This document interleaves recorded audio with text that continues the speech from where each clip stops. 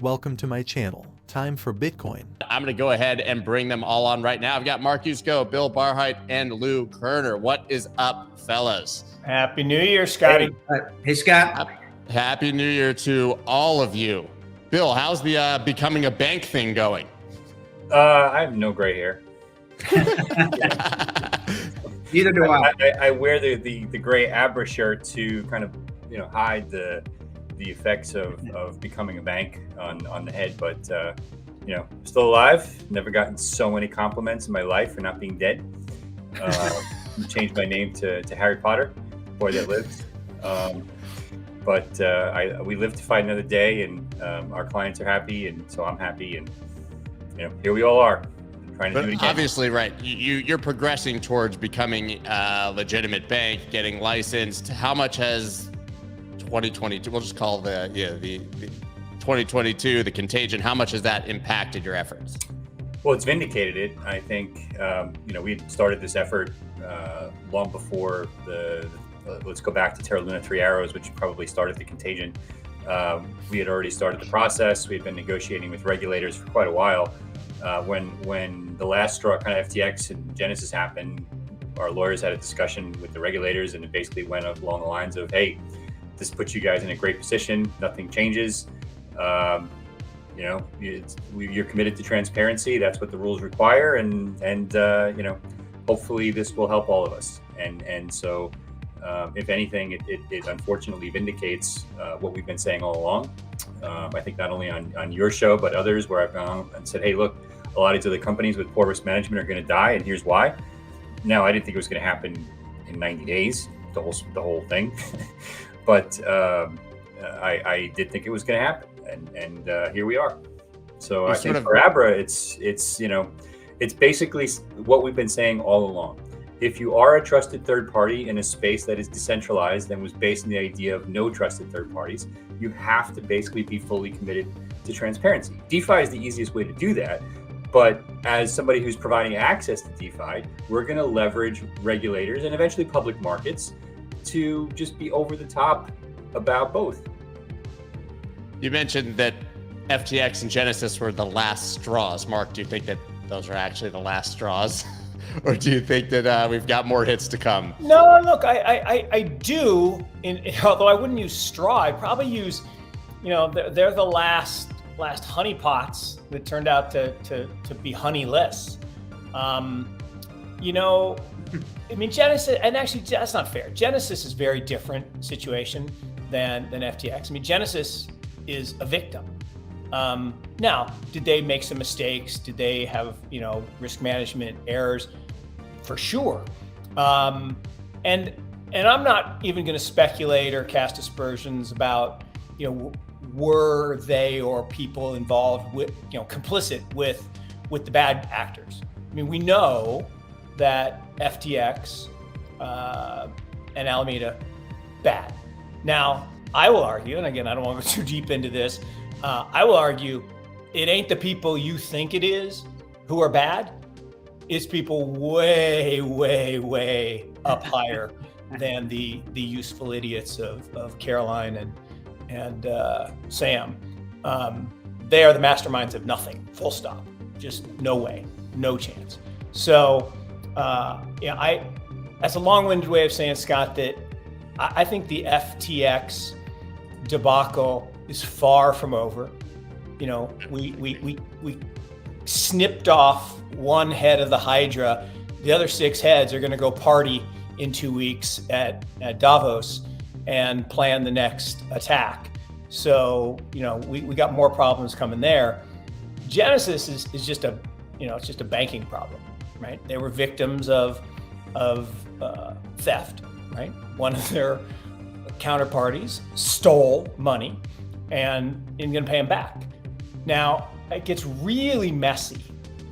And again, I don't know how to pronounce his name, Suju or Zhu, but no one really cares. Everyone cares about him because of 3 Arrows, but he's the one saying that there was fraudulent conveyance of $2.6 billion from Alameda to Genesis/DCG.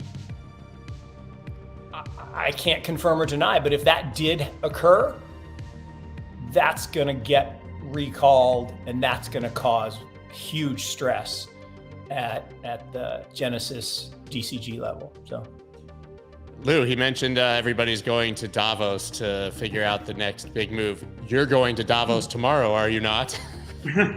Yeah, thanks for that, Mark. And by the way, I'd like to start also by congratulating Bill on surviving, because Good job. It turns out not so easy. And I always say that's really 50% of any entrepreneur's job is just surviving, right? Because eventually, right, it'll be the right time if you can survive. I am going to Davos. I like, there's something actually quite fun about being at the center of the universe. And I think for those few days, certainly of the business and government world, that's the center of the universe. I'm doing Crypto Mondays Davos there. They give me some free space. And there's certainly lots of interesting people there, the vast majority of who don't go into the official WEF event. Mark, you mentioned... So I guess we need to send Lou overnight a giant sword so he can attack the Hydra and lop off a couple more heads. If anybody could do it, he's our guy. But Mark, we've spoken quite a few times in the last 6 or 7 months. You sort of made the argument, and this was pre-FTX, that crypto was in a spring, not a winter. People kind of talk about this ice age. I think that without FTX, we'd be trading much higher. And you would be proven. But interestingly, as we sit here talking today, price is back to where it was before FTX for Bitcoin. Right.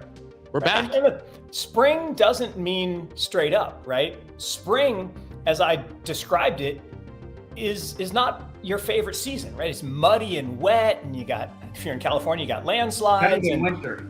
But it's better than winter. But what it means is this choppy kind of up and down, no movement until you get to summer. Summer is where the fun happens, and that's the anticipation leading up to the halving. And I still think we're on track for that. And look, I didn't see Hurricane Sam. Look, I never met the guy. I never met her. I just no idea that it was going to be a fraud of this proportion. So yeah, I always describe that as, I live in North Carolina, and about once every decade, we get a big nor'easter in late February, early March. It sits off the coast and it dumps a foot of snow in North Carolina, and we're paralyzed for a week because we don't know how to deal with it. So that's what happened, right? We had Nor'easter Sam or Hurricane Sam or whatever you want to call it, since he's from the Bahamas. And that put a dent in the recovery. Yeah. But if you actually step back and look at the breadth and depth of the fraud and the relatively muted impact, right? There were some, distressing days when we were touching 15 and people were calling for 10. But we're at 18. We were at 18 before the news. And I still think we're in spring and summer's coming. Yep. And there'll be another wave of speculative frenzy. Actually, you're already seeing the speculative nonsense back in the traditional markets. I mean, freaking Best Buy up 100% in the last 3 days. I mean, not Best Buy. I'm sorry, Bed Bath & Beyond. Not Best Bath & Beyond. Best Buy's a good company. Bed Bath & Beyond. Bed Bath & Beyond is going bankrupt. The equity is going to be extinguished. Well, look, Mark, I have a word that I use to describe the tendency of markets to swing between bubble and crash and bubble again. I call that capitalism. That's just what it does. And it's like the sun going up and down. And it's nighttime, and the crazy thing though is people, like during nighttime, during winter, go, oh my God, the sun's never coming back up again. And sometimes the sun doesn't, but most of the time the sun comes back up again. And it looks like, I think in the long term, the whole FTX thing will be a very modest blip. I think the industry survived Mt. Gox, right? And I think Mt. Gox will, nothing will touch Mt. Gox, and we survived that. Yeah. But the psychobabble elephant in the room is clearly the Fed, right? Still, and nothing's changed. We've looked at like historical guidance versus historical reality. And the reality is they may as well not speak. there's genuinely no value to anything they say. And we would all be better off, to Lou's point, if we let the capitalist pig bond markets drive us forward, because they've historically been right, and the Fed has historically, the people have historically been wrong, right? So whenever they say, oh, rates are going to be here for X time frame, they are wrong 100% of the time. So it begs the question, are they making it up? Is it like Trump said, you can't have mass hysteria, right? Because people can't handle the truth, or I forget how he said it, but I'm sure he didn't say it that eloquently. And now we have the Fed saying, oh, it's going to take X years to get to 2%. That's bullshit. We're at disinflation. If you factor out housing, we're at zero now, okay? And it's getting worse. And we're going to be in a disinflationary environment, which means they're going to be cutting rates. And quantitative easing is going to win. And I would assume that at some point, the unemployment is going to go to shit, but I don't know how long that's going to take. But that really shouldn't be the primary driver. I mean, if we're in a recession and ISM basically goes where it looks like it's going to go, everything that they're telling us is just pure unadulterated bullshit.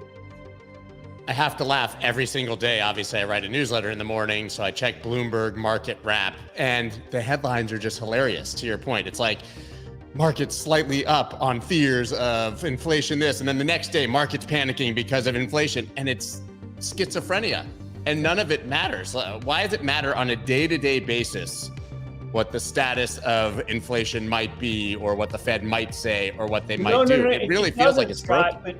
But that's the problem is, we're all still tethered to, I guess I shouldn't use that word. It's kind of like you're not allowed to use the word Trump, right? This trumps that. You can't say that anymore. No. So you can't say tethered to these things that we used to believe were markets, right? The S&P 500, the Dow Jones Industrial Average, NASDAQ. They're not useful because they're not controlled by humans. They're controlled by machines. And those machines are working against the humans, right? One of my favorite charts, if you look over the last, I think it's 5 years now, coming up on 5 years, the entire game, 100% of the game occurs after hours. There's no chance for an average investor during the trading day to make money because it's a gap up or gap down from the previous night's close to the open. Well, who trades on that? The bad people, the machines, okay? It's like the CPI print. Every time there's a CPI print, there's a big trader. There's even a whole thread on it, right? There's a big trader who trades in advance, 20 minutes in advance, 30 minutes in advance. Who is that? Okay, dark pools, whatever. People go to WEF. Is it Lou? I don't know. Maybe it's Lou. Nancy Pelosi, but continue. See? But if you're staring at a screen all day, doing the right thing, which is nothing, is extremely difficult, right? So going back to historical data, who are the best performing traders historically over the last 50 years? No, it's the dead people and abandoned accounts. Why are dead people the best traders? Because they're not staring at the screen, looking at the Fed's stupid decisions or non-decisions or ridiculous commentary and making more stupid decisions for themselves on top. They're doing what they should have been doing all along, which is nothing because they're dead. And so if we were to take a little bit of the learning there, and not to be dead, but to actually just walk away from the trading screen and do nothing, I have no problem with day trading and market timing. It's your money, you do what you want with it. I get what your audience does as well, and I've traded. It's fine. I've option traded. I think you can make money there. But my point is if you're long-term investing, the single most important thing you can do is let the effect of compounding work over time. And the easiest way to do that is not to be there. And that's and Bill, you're talking about investing though, right? And look, there are 4 different ways to participate in the market. And I'll argue 3 of them are fine. But let's just get back though to what he's talking about though, investing, just for a moment, because I think it's important to recognize that the most important, by a wide margin, the biggest financial trend of our lifetime has been indexing. right? And Bill, you don't even have to pay me a commission. Because as Bill said, people, we don't do this well. So that's, so if you're going to invest, the best way to invest for most people is, unless you're Stevie Cohen, is indexing. Yeah. Well, but again, Mark, Stevie's what were not your an four? investor. Stevie's a trader, and he's unabashed about being a trader. Now, he's an investor in other things. He's an investor in art. He's an investor in real estate. But investors buy things that they think are undervalued relative to fair value, and they hold them for a very long period of time. That's what an investor does, and they dollar cost average over time, and that's how they do it. Traders, there's nothing wrong with being a trader, but traders, it's work. It's a job. There are actually very few really good traders. I mean, there just aren't that many. It's really hard, but it's not negative. But traders don't care about valuation. They don't care. They just need movement and they need activity. And the problem is you're competing against Ken Griffin and his machines. That is tough. Right? Don't you need some kind of edge? Well, You can't get it. you can As have an an edge. individual, there's People no have. edge. Some people have an analytical edge, right? They have a better algorithm or better model. Some people have an information edge, right? They get information before other people. Some people have a processing edge. Ken's got that in spades because he has the biggest computers. But edge is hard to get. But then you have the third participants, which are hedgers and speculators. Hedgers are people that must sell because they have to get rid of something. Like oil producers must sell their oil, so they sell it in the futures market, and speculators take the other side. And we think of speculators as different people, like people who are, gambling. But the gamblers are the bad ones. The gamblers are the people who fancy themselves traders, but then they use leverage and they play in markets they don't understand, where they have no edge to lose point.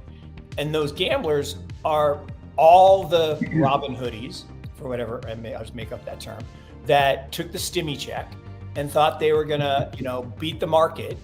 And look, on occasion it works, right? You can become an ape and Adam can make your stock go up, or GameStop can come back from the dead. But at the end, it's like going to Vegas. If you win the first hand, walk away. Just walk away. But if you stay at the table. We tried that, Mark. I know, and we did. proved that theory in real time. If we had just walked away, you would have won a bunch of money. But we all made our donation to the house. Now, there was entertainment value, and I like the entertainment. I like being with you. I like hanging out, and I will contribute a few $100s to the Vegas, mafia bosses. But the house is against you, and that's the same way in trading, by and large. And if you trade with leverage, you're done. You're done. Citadel did 38% last year in a pretty historic bear market. Clearly, they have some sort of edge. You're talking about, what do they have, 60 billion, 70 billion AUM?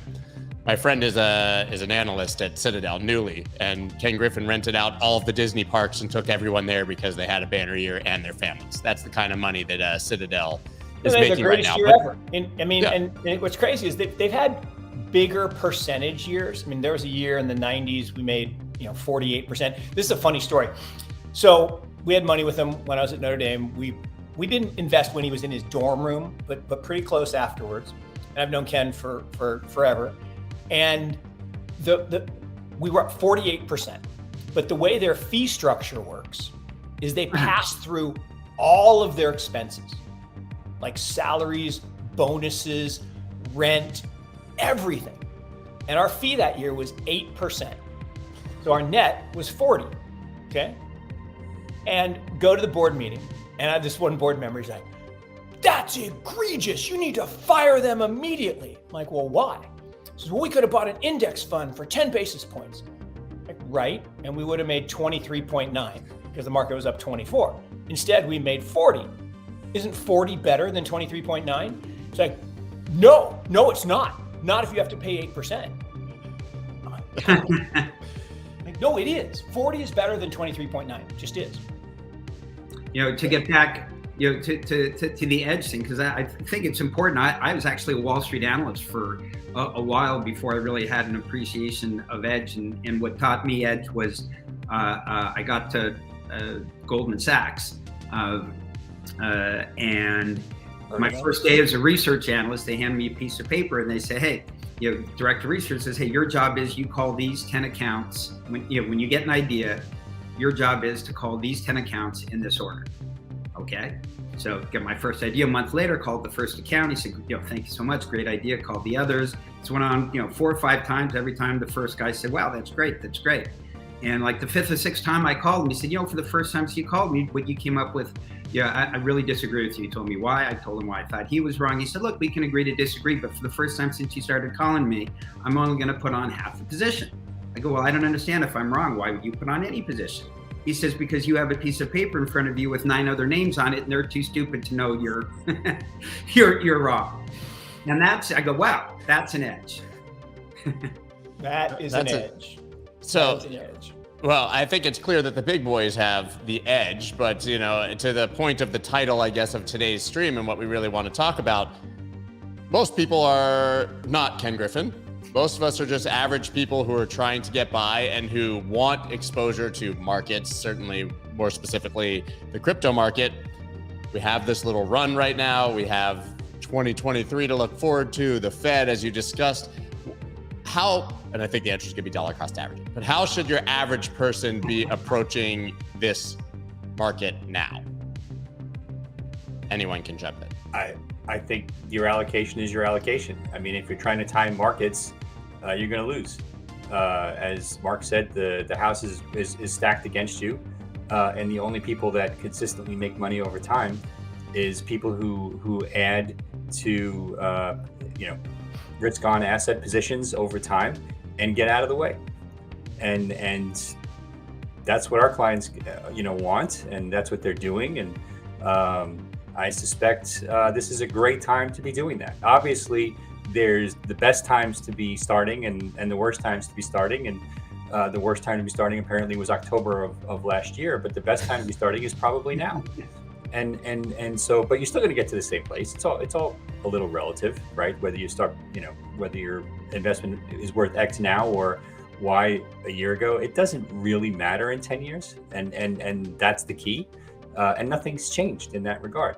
I'll still make my predictions, which are just as, which are not as worthless as the Fed's predictions, but in my opinion, but I'll still make them. But that won't change my investment strategy and my overall lack of a trading strategy. And every once in a while, I'll take a small let it ride money and let it trade. But nothing's changed for me.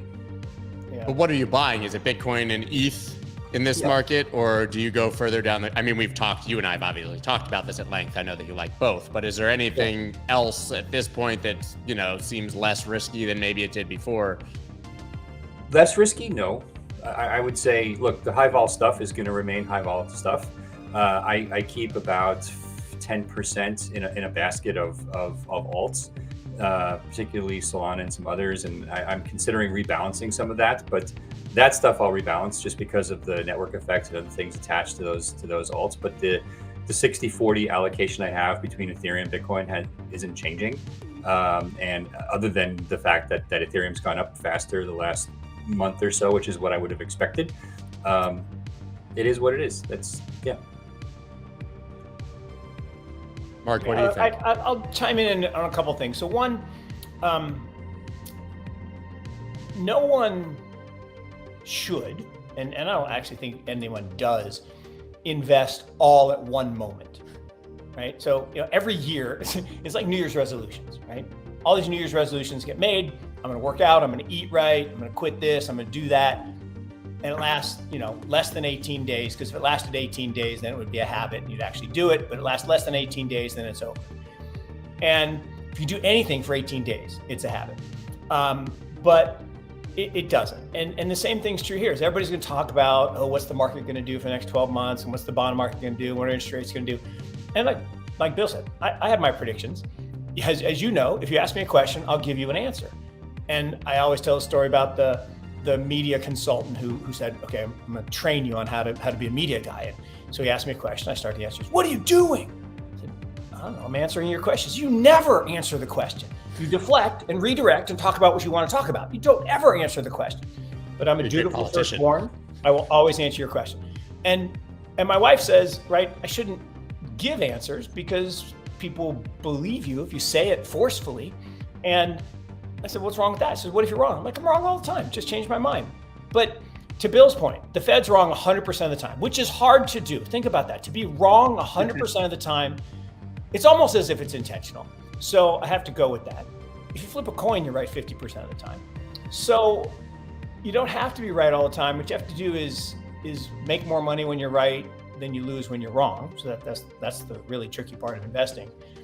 But ultimately in digital assets, look, I had an existential, mini existential crisis over the holidays.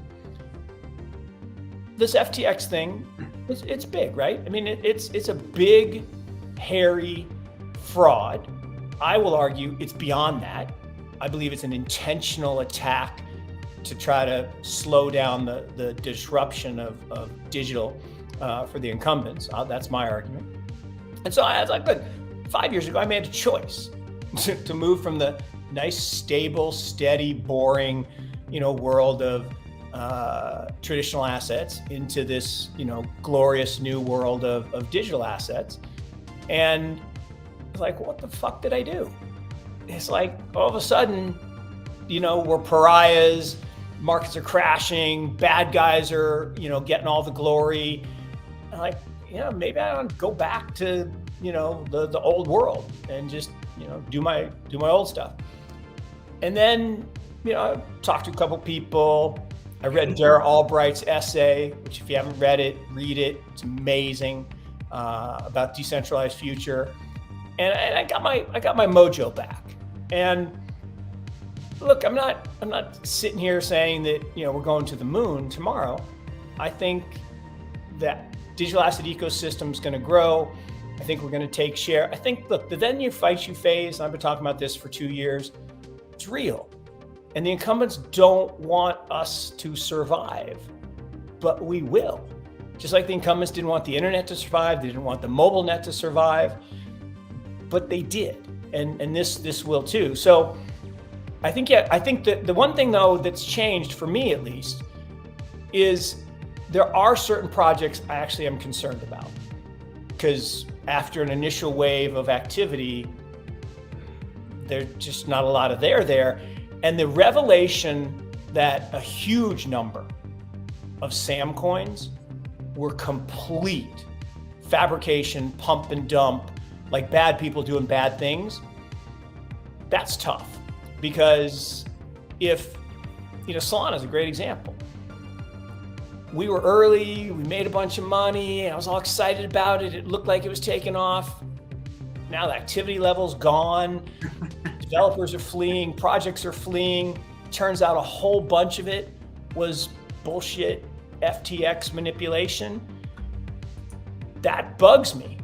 And so I've actually been a net seller of Solana here recently. So, which is the first time in a long time. Still love Bitcoin. I actually do, I hate to say it, I like Ethereum, and people say, you're such a shit coiner. Like, stop, please stop. Well, can I just look? I agree, but anyone can create a token. A bunch of kids can fork Bitcoin and call it MIT coin, and it could be worth just as nothing as if they had done nothing, produced nothing.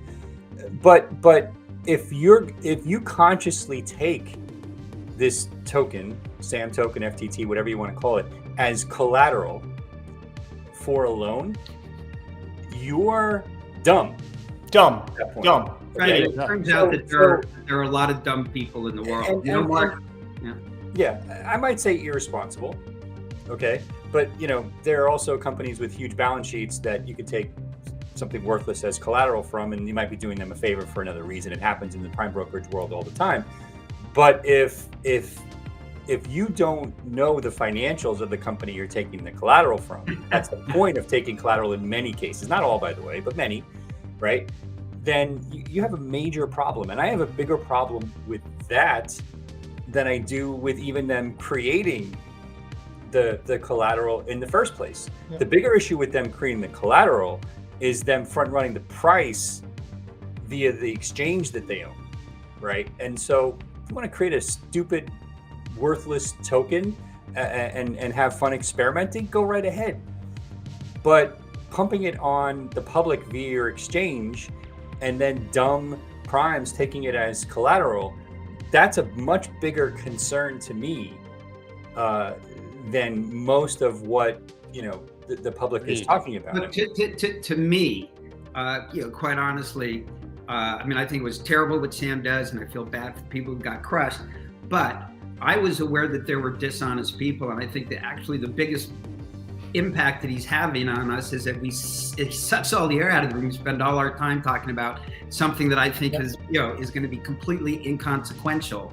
In the long run of what we're all here trying to build. And Mark, wow, it's weird to hear you talk about losing the faith, because to a large degree, when I hear people, I lost the faith, I'm leaving, I really think that they never had it. Because I couldn't imagine. I mean, I saw something other than me seeing something that says, "Oh, this isn't a thing. I was completely wrong." Or maybe Vitalik rug pulling. I don't think anything's going to happen where I lose the faith. No, but Sam, I mean, Sam, nice Freudian slip. Lou, here's the thing. So you got me solely focused on Sam. That clip's going to live. Yeah, that's clip Forever. That was terrible. Forever. Sorry, Lou. I actually could use that. Sorry, Lou. No, here's the thing. When I said I had an existential crisis, I agree with you, right? That if you lose the faith, then you never had it.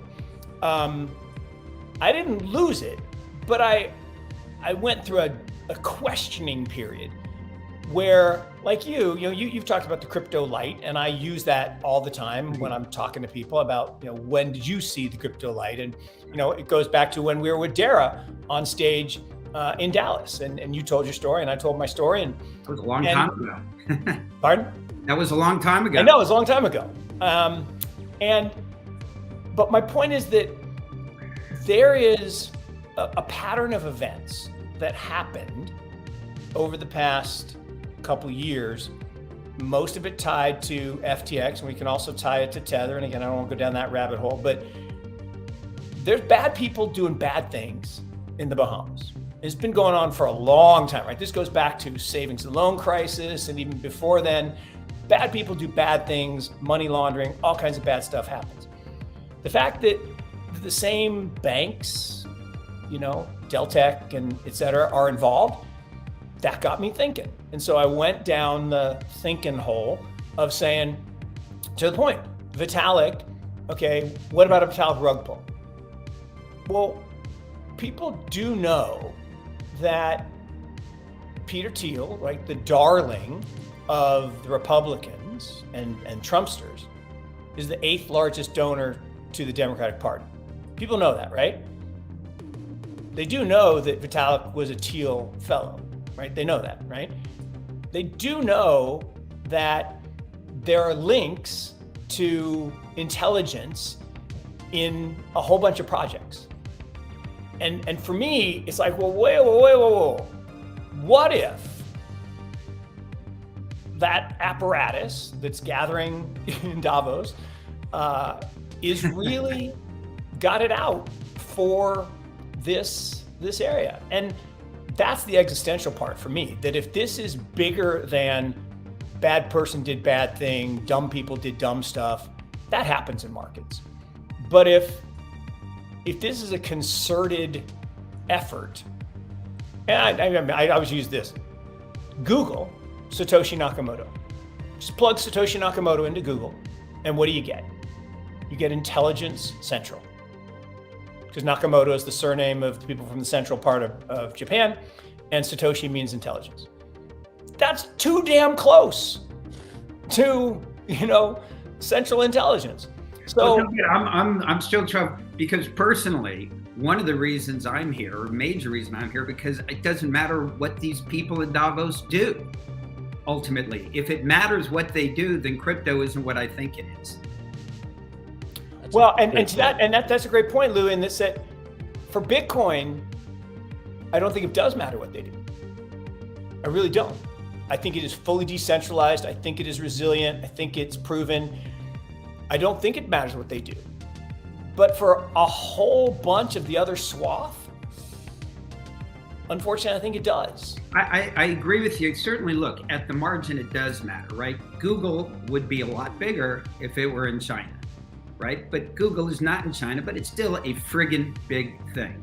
And there are lots of countries, like one of the amazing things that we already see going on is all of this regulatory arbitrage, all of these smart people moving out of the United States and starting their companies. They're moving to, to Singapore, right? They're moving to Dubai. Yep.